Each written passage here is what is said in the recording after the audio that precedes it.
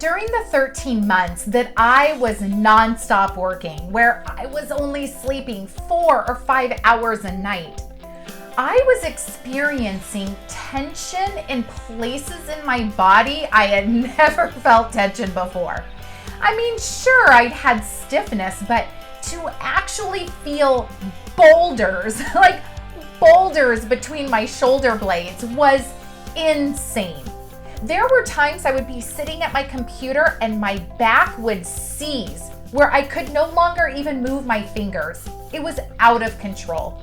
Between the lack of sleep, the lack of hydration, the lack of general movement, and then add all of the stress, all of the anxiety, all of the pressure that I was receiving and certainly putting on myself. It was all compounding into not just mental issues, certainly lots of mental issues, but to physical issues. And after a good 13 months of that, I realized I needed to incorporate self-care. In fact, it wasn't enough for me just to acknowledge it and talk about it.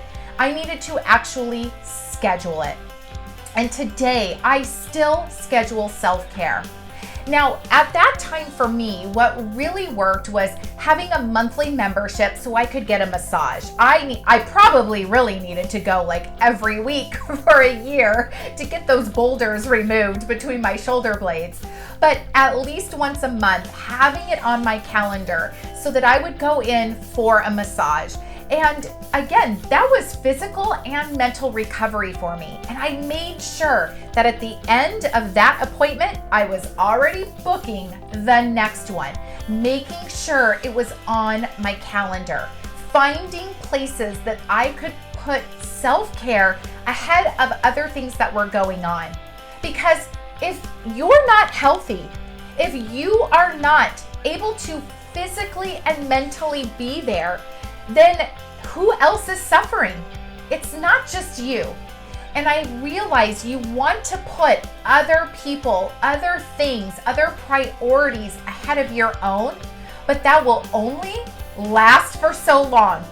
At some point, you're going to suffer beyond potentially a place where you can get yourself back.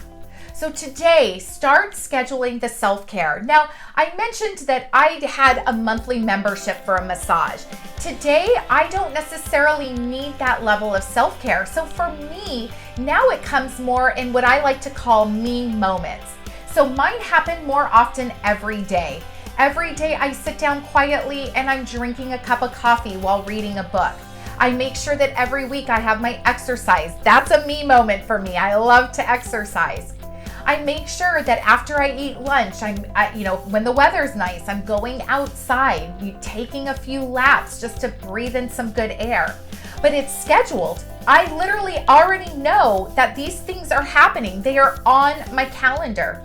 So make sure that whether it's 5 minutes, it's once a month, once a week, or a vacation that you might be taking every few months or twice per year.